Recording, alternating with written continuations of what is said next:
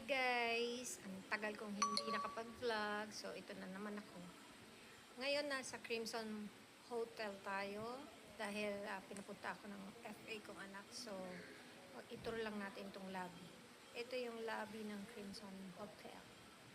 Medyo hindi siya ganun ka laki. Sakto lang siya. Ayan. Ayan po ang lobby niya.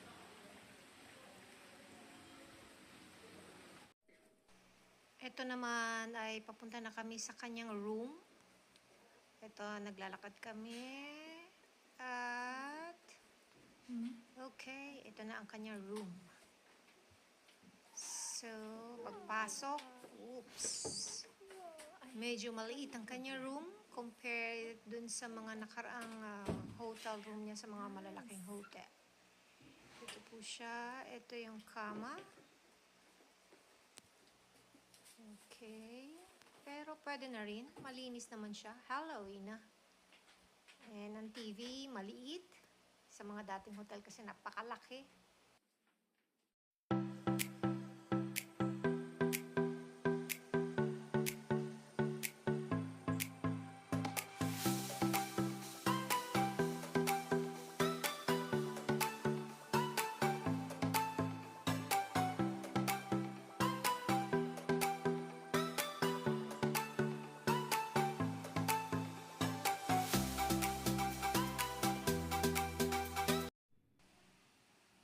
Ito na po ang makikita nyo sa umaga.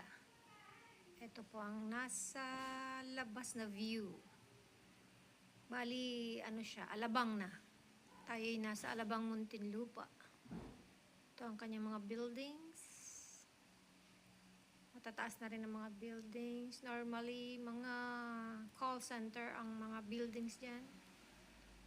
So, kung naghahanap kayo ng work as a call center agent, mag-try kayo dito sa Alabang.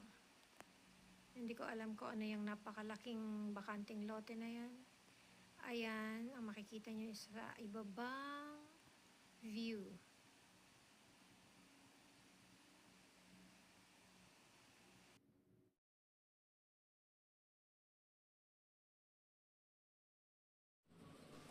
At lumabas na nga tayo ng elevator dahil may pipick upin tayong food.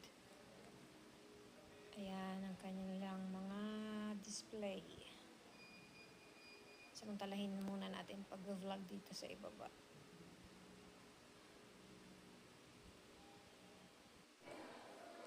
Okay, ito ulit yung kanilang lobby para mas makita nyo ng mas maigi.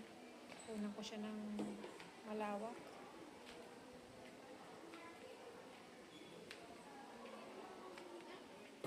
Ayan po siya. Medyo may event yata kaya meron silang display dun sa dulo. Ito ang kanilang reception area. Hindi rin naman siya ganun kalakihan hotel kaya parang simpleng-simple lang ang makikita nyo talaga dito. Ayan, ang reception area.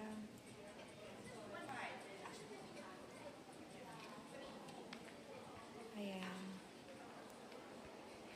Meron sila dito, ano ba tawag dito? Exhibit.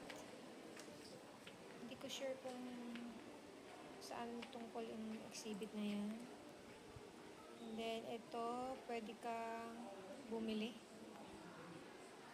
Bumili ng kanilang mga merch.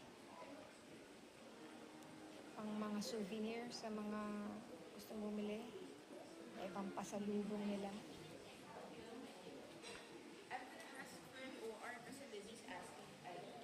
Napakasimple lang talaga ng design ng hotel na to.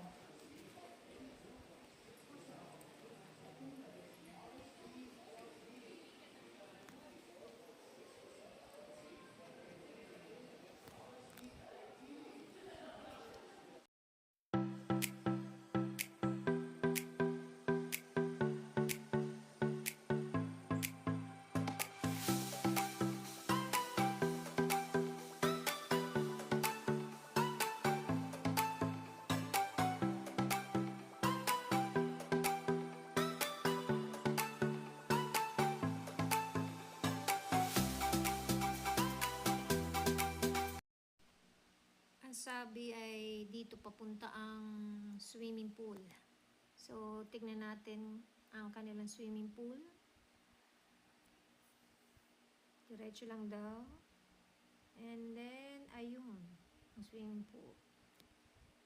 So, silipin natin. Punta tayo sa mismong may pool.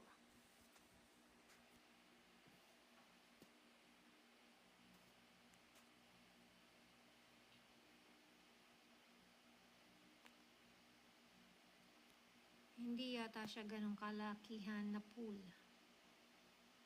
Okay, so ito na siya.